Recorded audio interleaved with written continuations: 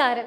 ജനം ടിവിയും ഡൽഹി ആസ്ഥാനമായി പ്രവർത്തിക്കുന്ന പാഞ്ചജന്യം ഭാരതവും ചേർന്ന് അവതരിപ്പിക്കുന്ന ശ്രീരാമസാഗരത്തിലേക്ക് എല്ലാ മാന്യ പ്രേക്ഷകർക്കും സ്വാഗതം.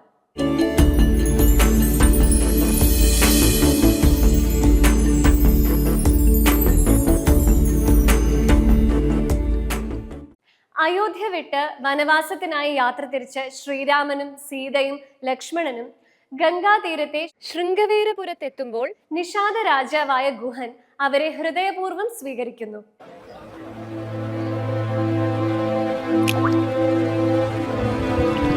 ശൃംഗവേരപുരം വനവാസത്തിന്റെ തുടക്കമെന്നതിലുപരി നേതൃത്വത്തിന്റെ യഥാർത്ഥ മുഖം വെളിപ്പെടുത്തുന്ന പുണ്യഭൂമിയാണ്.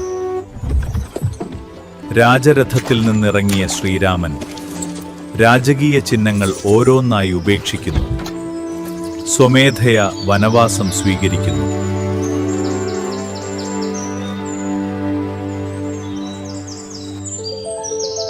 ഗുഹൻ പാദങ്ങൾ കഴുകാൻ മുട്ടുകുത്തുമ്പോൾ ശ്രീരാമൻ കൈപിടിച്ച് ഒപ്പമിരുത്തുന്നു. ആ നിമിഷം യജമാനദാസബന്ധം സഹോദര സ്നേഹമായി മാറുന്നു.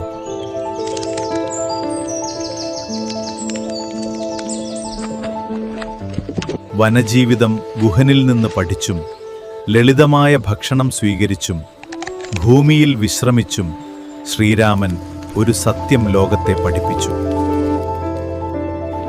യഥാർത്ഥ നേതൃത്വത്തിന്റെ ശക്തി കിരീടത്തിലല്ല, വിനയത്തിലും സമത്വബോധത്തിലും ധർമ്മനിഷ്ഠയിലുമാണ്.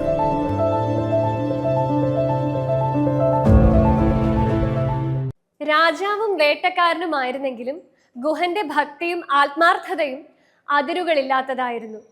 തന്റെ രാജ്യവും സമ്പത്തും രാമന് സമർപ്പിക്കാൻ അദ്ദേഹം സന്നദ്ധനായി.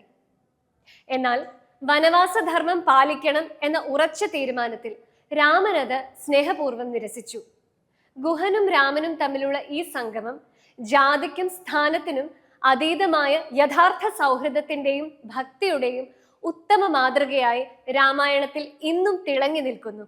ഇന്നത്തെ പാരായണത്തിൽ അയോധ്യാകാന്ഡം ഗുഹാസംഗമം പാരായണം ചെയ്യുന്നത് VK കൃഷ്ണകുമാർ.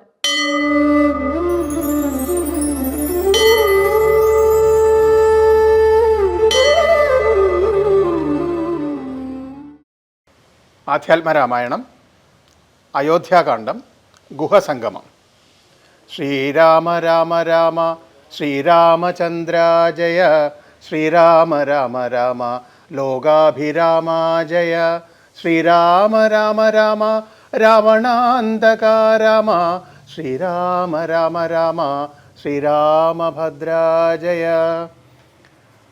രാമാഗമന മഹോത്സവമെത്രയും ആമോദമുൾക്കൊണ്ടു കേട്ടു ഗുഹൻ തഥാ. സ്വാമിയായി ഇഷ്ടവയസ്യനായുള്ളൊരു രാമൻ തിരുവടിയെ കണ്ടു വന്ദിപ്പാൻ പക്വമനസ്സോടു ഭക്തൈവ സത്വരം പക്വഫല മധുപുഷ്പാദികളെല്ലാം കൈക്കൊണ്ടു ചെന്നു രാമാഗ്രേ വിനിക്ഷിപ്യ ഭക്തൈവ ദണ്ഡ നമസ്കാരവും ചെയ്തു. പെട്ടെന്നെടുത്തെഴുന്നേൽപ്പിച്ചു വക്ഷസി തുഷ്ട്യാ ദൃഢമണച്ചാശ്ലേഷവും ചെയ്തു. മന്ദഹാസം പൂണ്ടു മാധുര്യപൂർവകം മന്ദേതരം കുശലപ്രശ്നവും ചെയ്തു.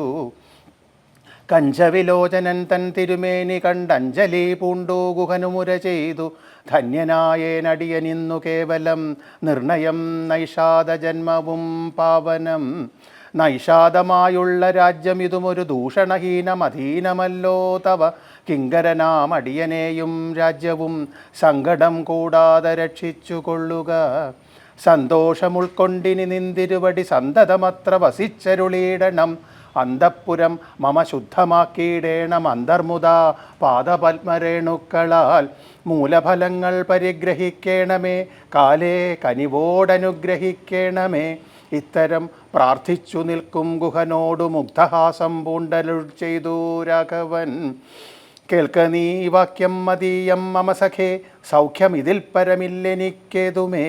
സംവത്സരം 14 കഴിയണം സംവസിച്ചിടുവാൻ ഗ്രാമാലയങ്ങളിൽ. അന്യദന്തം ഭുജിക്കുന്നതുമില്ലെന്നും അന്യേ വനവാസകാലം കഴിവോളം. രാജ്യം മതൈതൽ ഭവാൻ മത്സഖിയല്ലോ പൂജ്യനാം നീ പരിപാലിക്ക സന്തതം. കുണ്ഠഭാവം ചെറുതുണ്ടാകയും വേണ്ട കൊണ്ടുവരിക വടക്ഷീരമാശു നീ. തൽക്ഷണം കൊണ്ടുവന്നു വടക്ഷീരവും ലക്ഷ്മണനോടും കലർന്നു രഘുത്തമൻ. ശുദ്ധ വടക്ഷീരഭൂതികളെ കൊണ്ടു ബദ്ധമായോരു ജടാമകുടത്തൊടും. സോദരൻ തന്നാൽ കുശലാദ്യങ്ങളാൽ സാദരമാസ്തൃതമായ തൽപ്പസ്ഥലെ പാനീയമാത്രമശിച്ചു വൈദേഹിയും താനുമായി പള്ളിക്കുറുപ്പു കൊണ്ടിടിനാൻ. പ്രാസാദമൂർധനി പര്യങ്കേ യഥാപുരവാസവും ചെയ്തുറങ്ങിയിടുന്നതുപോലെ ലക്ഷ്മണൻ വില്ലുമമ്പും ധരിച്ചന്തികെ രക്ഷിച്ചു നിന്നു ഗുഹനോടുകൂടവേ. ലക്ഷ്മീപതിയായ രാഘവസ്വാമിയും ലക്ഷ്മീ ഭഗവതിയാകിയ സീതയും വൃക്ഷമൂലെ കിടക്കുന്നതു കണ്ടു അതിദുഃഖം കലർന്നു ബാഷ്പാകുലനാൻ ഗുഹൻ. ലക്ഷ്മണനോടു പറഞ്ഞു തുടങ്ങിനാൻ, പുഷ്കരനേത്രനെ കണ്ടിലയോ സഖേ. പർണതൽപേ ഭുവി ദാരുമൂലേ കിടന്നർണോജനേത്രനുറങ്ങുമാറായതു. സ്വർണതൽപേ ഭവനോത്തമേ സൽപുരേ പുണ്യപുരുഷൻ ജനകാത്മജയോടും പള്ളിക്കുറുപ്പുകൊള്ളും മുന്നമിന്നിഹ പല്ലവ പല്യങ്ക സീമനീ വനാന്തരേ. ശ്രീരാമദേവനു ദുഃഖമുണ്ടാക്കുവാൻ കാരണഭൂതയായി വന്നിതു കൈകേയി. മന്ധരാചിത്തമാസ്ഥയാ കൈകേയി താൻ ഹന്ത മഹാപാപമാചരിച്ചാളല്ലോ. ശ്രുത്വാ ഗുഹോക്തികളിദ്ധമാഹന്ത സൗമിത്രിയും സത്വരമുത്തരം ചൊല്ലിനാൻ. ഭദ്രമതേ ശൃണു മധ്വജനം രാമഭദ്രനാമം ജപിച്ചിടുക സന്തതം. കസ്യ ദുഃഖസ്യ കോ ഹേതുർജഗത്രയേ കസ്യ സുഖസ്യ വാ കോപി ഹേതുസ്സഖേ. പൂർവജന്മാർജിത കർമ്മമത്രേ ഭുവി സർവലോകർക്കും സുഖദുഃഖകാരണം. ദുഃഖസുഖങ്ങൾ ദാനം ചെയ്വതിന്നാരും ഉൾക്കാമ്പിലോർത്തു കണ്ടാലില്ല നിർണയം. ഏകൻ മമ സുഖദാതാ ജഗതി മറ്റേകൻ മമ ദുഃഖദാതാ വിധിവൃദ്ധ. തോന്നുന്നതജ്ഞാന ബുദ്ധികൾക്കെപ്പോഴും തോന്നുകയില്ല ബുധന്മാർക്കതേതുമേ. ഞാൻ ഇതിന്നു കർത്താവെന്നു തോന്നുന്നു മാനസതാരിൽ വൃഥാഭിമാനനകൾ. ലോകം നിജകർമ്മസൂത്രബന്ധം സഖേ ഭോഗങ്ങളും നിജകർമാനുസാരികൾ.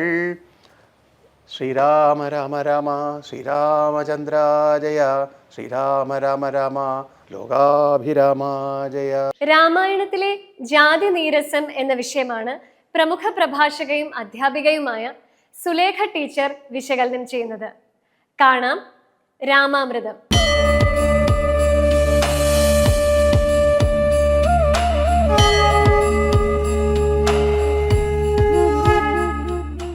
എല്ലാവർക്കും വിനീതമായ നമസ്കാരം. കേരളീയരെ സംബന്ധിച്ചിടത്തോളം കർക്കിടക മാസം രാമായണ മാസകാലം കൂടിയാണ്. ഭാരതത്തിൻ്റെ ഇതിഹാസകാവ്യമായ രാമായണം ലക്ഷ്യം വയ്ക്കുന്നത്, അല്ലെങ്കിൽ ലോകത്തിന് നൽകുന്ന മഹത്തായ സന്ദേശം സർവലോക മാനവികതയാണ്. ഇതിന് എതിരായി നിൽക്കുന്ന ഘടകങ്ങളാണ് ജാതി, മതം, വർഗം, വർണ്ണം തുടങ്ങിയ ഭേദഭാവനകൾ. തുഞ്ചത്ത് രാമാനുജൻ എഴുത്തച്ഛൻ്റെ അധ്യാത്മരാമായണം കേട്ടുണർന്ന കേരളീയർ ജാതിക്കും മതത്തിനും അപ്പുറം ഉണരേണ്ടതുണ്ട്. കാരണം രാമായണം അതിശക്തമായി പറയുന്ന സന്ദേശം ജാതി നിരാസമാണ്. ഈ പ്രപഞ്ചത്തിലെ സമസ്ത ചരാചരങ്ങളിലും കുടികൊള്ളുന്ന ഈശ്വര സത്യത്തെ തന്നിൽ സാക്ഷാത്കരിച്ചറിഞ്ഞ ഋഷീശ്വരന്മാർക്ക് യാതൊരു കാര്യത്തിലും ഭേദഭാവനകളില്ല. അവർ ഈ ലോകത്തിന് നൽകിയ കൃപയിലാണ്, ധർമ്മത്തിലാണ് ഇന്ന് ഈ ലോകം ധർമാധിഷ്ഠിതമായി പുലരുന്നത്. രാമായണത്തിലെ ജാതി നിരാസം എന്ന വിഷയം ചിന്ത ചെയ്യുമ്പോൾ നാം ആദ്യം ചിന്തിക്കേണ്ടത് രാമായണ കർത്താവായ ഋഷി വാൽമീകിയാണ്. വാൽമീകി ഋഷി പൂർവാശ്രമത്തിൽ രത്നാകരൻ കള്ളനായിരുന്നു, കാട്ടാളനായിരുന്നു. ജീവികളെ കൊന്നും തിന്നും മോഷണം ചെയ്തും ജീവിതവൃത്തി കഴിച്ചിരുന്ന കാട്ടാളനെ മാമുനിയാക്കിയത് തപസ്സാണ്, ജ്ഞാനമാണ്. നമ്മുടെയൊക്കെ കാട്ടാളത്വത്തിന് കാരണം ഈ ജ്ഞാനമില്ലായ്മയാണ്. എന്താണ് ജ്ഞാനം എന്നാൽ ഒരു കുഞ്ഞുറുമ്പ് മുതൽ ഒരു സമസ്ത ചരാചരങ്ങളെയും ഈശ്വര സത്തയായി കുടികൊള്ളുന്ന ആ ജ്ഞാനത്തെ അറിയാതിരിക്കലാണ് അജ്ഞാനം. ആ ജ്ഞാനം ഉൾക്കൊള്ളുമ്പോൾ കാട്ടാളൻ മാമുനിയായി മാറും. അപ്പോൾ വാത്മീകി മഹർഷി നമുക്ക് നൽകുന്ന സന്ദേശം ജാതി മതങ്ങൾക്കപ്പുറമായിട്ട് ആത്മീയമായ പരിവർത്തനമാണ് ഒരു മനുഷ്യനെ പൂർണ്ണതയിലേക്ക് എത്തിക്കുന്നത് എന്നാണ്. അതുപോലെ തന്നെ നാനാരസ വിലസിതമാണ് രാമായണം. നിരവധി ശ്രേഷ്ഠ കഥാപാത്രങ്ങളും നിരവധി ശ്രേഷ്ഠ മൂല്യങ്ങളും രാമായണം നമുക്ക് നൽകുന്നുണ്ട്. അതിൽ രാമായണ അയോധ്യാകാന്ഡത്തിൽ രാമലക്ഷ്മണന്മാർ കാട്ടുരാജാവായ ഗുഹനോട് സംഗമിക്കുന്നുണ്ട്. ആ സമയത്ത് ഗുഹനെ തൻ്റെ മാറോട് ചേർത്തിട്ട് ആത്മസഹോദരൻ എന്ന പോലെ ആശ്ലേഷിക്കുന്നുണ്ട് ശ്രീരാമചന്ദ്ര ഭഗവാൻ. അവിടെ ജാതിയുടെ പേരിലുള്ള യാതൊരു മാറ്റി നിർത്തലുകളും നമ്മൾ കണ്ടില്ല. അതുപോലെ തന്നെ ശബരിയാശ്രമ പ്രവേശം, ദീർഘനാളായി സ്വാമിയെ കാത്തിരുന്ന ശബരിയുടെ ആശ്രമത്തിലേക്ക് ശ്രീരാമചന്ദ്ര ഭഗവാൻ വന്നപ്പോൾ ശബരി കരയുന്നുണ്ട്. കാട്ടാള സ്ത്രീയായ തനിക്ക് ഭഗവാനെ ആരാധന ചെയ്യുവാനുള്ള അവകാശമില്ല എന്ന് പറഞ്ഞു, അധികാരമില്ല എന്ന് പറഞ്ഞു. ആ സമയത്താണ് ശ്രീരാമചന്ദ്രൻ പറയുന്നുണ്ട്, പുരുഷ സ്ത്രീ ജാതി നാമാദികളല്ല മമ ഭജനത്തിനു കാരണം ജഗത്രേ എന്ന്. അതായത് ശബരി കൊടുത്ത കടിച്ച് എച്ചിലാക്കിയ പഴം സന്തോഷപൂർവ്വം ആഹരിച്ചുകൊണ്ടാണ് ശ്രീരാമചന്ദ്രൻ പറയുന്നത്, ഈശ്വര ഭജനത്തിന് ജാതിയോ മതമോ ഒന്നുമല്ല ലക്ഷ്യം വയ്ക്കുന്നത്. സമർപ്പിതവും നിഷ്കളങ്കവുമായ ഭക്തിയാണ് ഒരുവനെ ഈശ്വരനിലേക്ക് എത്തിക്കുന്നത് എന്ന് ശ്രീരാമചന്ദ്രൻ പറയുന്നു. ഇത് ഏറ്റവും സനാതനമായ ശാശ്വതമായ സത്യം തന്നെയാണ്. അതുപോലെ തന്നെ മറ്റൊരു സന്ദർഭത്തിൽ രാവണ സഹോദരനായ വിഭീഷണന് രാമൻ അഭയം നൽകുന്നുണ്ട്. അപ്പോഴും പല തരത്തിലുള്ള അഭിപ്രായങ്ങളും വരുന്നുണ്ട്. എങ്കിലും ഹനുമാൻ പറയുന്നുണ്ട്, ജാതി നാമാദികളല്ല ഗുണഗണഭേദമത്രേ ബുധജനമതം എന്ന്. അവിടെയും ധർമ്മനിഷ്ഠയ്ക്കാണ് പ്രാധാന്യം കൊടുത്തത്. അതായത് വ്യക്തിയധിഷ്ഠിതമായ ഗുണങ്ങൾക്കാണ് അവിടെ പ്രാധാന്യം കൊടുത്തത്, രാക്ഷസകുലം എന്നുള്ളതിനല്ല എന്ന് നാം അറിയേണ്ടതുണ്ട്. അവിടെ പറയുന്നു ബുധജനമതം, ജാതിക്കും മതത്തിനും അതീതമായിട്ടുള്ള ആ ഒരു പരമസത്യത്തെ കുറിച്ച് പറഞ്ഞു തന്നിട്ടുള്ള ധാരാളം ഋഷീശ്വരന്മാർ നമുക്കുണ്ട്. ശ്രീനാരായണ ഗുരുദേവൻ്റെ വാക്കുകൾ ഈ സന്ദർഭത്തിൽ ഓർത്തു പോകുകയാണ്. ഇല്ല ജാതിയിൽ ഒന്നുണ്ടോ വല്ലതും ഭേദമോർക്കുവാൻ, ചൊല്ലേറും വ്യക്തിഭാവത്തിലല്ലേ ഭേദമിരുന്നിടൂ. ജാതിയോ മതമോ ആണ് ഒരു മനുഷ്യനെ ഭിന്നരാക്കുന്നത്. ഓരോ വ്യക്തിയിലും അധിഷ്ഠിതമായിരിക്കുന്ന ആ വിശേഷ ഗുണഗണങ്ങളാണ് ഓരോരുത്തരെയും ഭിന്നരാക്കുന്നത്, വ്യത്യസ്തരാക്കുന്നത് എന്നാണ് രാമായണ ധർമ്മം. അതുപോലെ തന്നെ വാനരശ്രേഷ്ഠന്മാരായ സുഗ്രീവനെയും ഹനുമാനെയും എല്ലാം ചേർത്ത് വെക്കുന്നുണ്ട്. ജഡായുവിനെയും സമ്പാദിയെയും ചേർത്ത് വെക്കുന്നുണ്ട്. എന്തിനേറെ ഒരു അണ്ണാരക്കണ്ണനെ വരെ തന്നോട് ചേർത്ത് വെക്കുന്ന ശ്രീരാമചന്ദ്രൻ്റെ ആ സർവലോക സാഹോദര്യം, അതാണ് രാമായണ ലോകത്തിന് മാതൃകയാക്കി നമ്മൾ രാമായണത്തിലൂടെ എടുക്കേണ്ടത്. രാമായണത്തെ സംബന്ധിച്ച് അതൊരു ഇതിഹാസ കാവ്യം മാത്രമല്ല, ജീവിതശാസ്ത്രമാണ്, ധർമ്മശാസ്ത്രമാണ്, ചരിത്രകാവ്യമാണ്. സമസ്തവും രാമായണത്തിൽ അടങ്ങിയിരിക്കുന്നു. അതായത് ഈ ലോകത്ത് പർവ്വതങ്ങളും നദികളും നിലനിൽക്കുന്നിടത്തോളം കാലം രാമായണ കഥ പ്രചരിക്കുക തന്നെ ചെയ്യും. ശ്രീരാമസാഗരത്തിൽ ഇനി ഒരു രാമസ്തുതിയാണ് ആലപിക്കുന്നത് ആറാട്ടുപുഴ രാജേഷ്. കാണാം രാമാനന്ദം.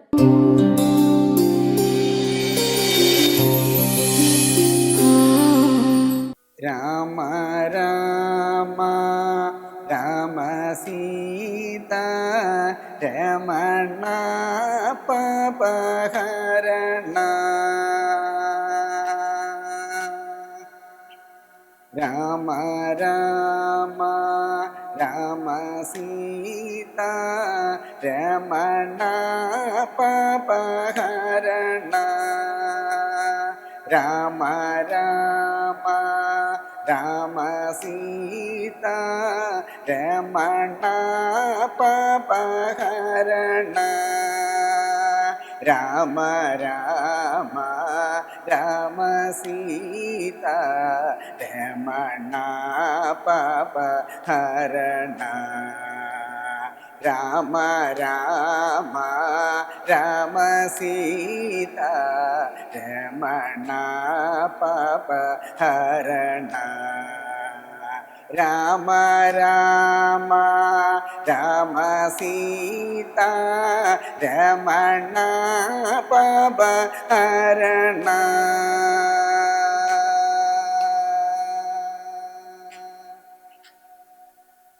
സെന്തരാഗ കുന്തുടേവരി ചെലിമോ നിന്ദു കലിമോ. സെന്തരാഗ കുന്തുടേവരി ചെലിമോ നിന്ദു കലിമോ. സെന്തരാഗ കുന്തുടേവരി ചെലിമോ നിന്ദു കലിമോ. സെന്തരാഗ കുന്തുടേവരി ചെലിമോ നിന്ദു കലിമോ. രാമ രാമ രാമ സീത രമണ പാപഹരണ. രാമ രാമ രാമ സീത രമണ പാപഹരണ. രാമ രാമ രാമ സീത രമണ പാപഹരണ. വസമുഖാദോ ത്യാഗരാജ വരദ കുന്ദ ശൂരദ. വസമുഖാദോ ത്യാഗരാജ വരദ കുന്ദ ശൂരദ. വസമുഖാദോ ത്യാഗരാജ വരദ കുന്ദ ശൂരദ. വസമുഖാദോ ത്യാഗരാജ വരദ കുന്ദ ശൂരദ. രാമ രാമ രാമ സീത രമണ പാപഹരണ. രാമ രാമ രാമ സീത രമണ പാപഹരണ. രമണ പാപഹരണ. രമണ പാപഹരണ.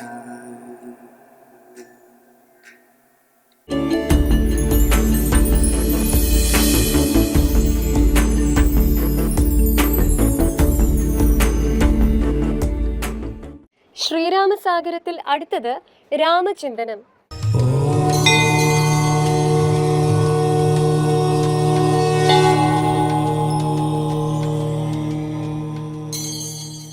രാമം ദശരഥം വിദ്ധി മാം വിദ്ധി ജനകാത്മജാം.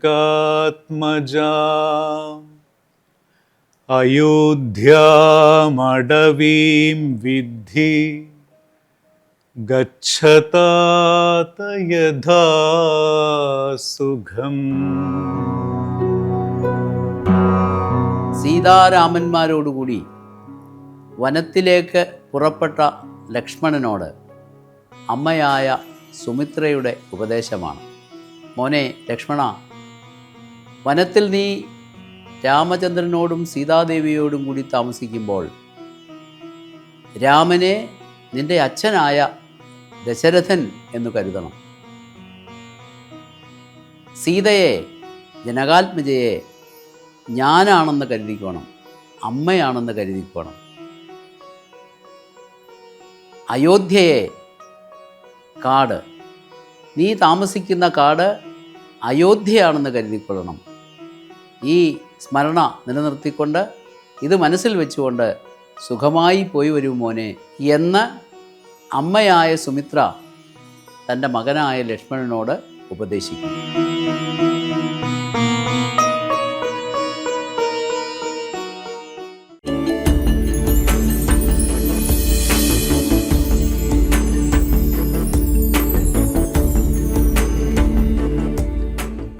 ശ്രീരാമസാഗരത്തിൽ നാളെ അയോധ്യാകാന്ഡം വാൽമീകി ആശ്രമ പ്രവേശം.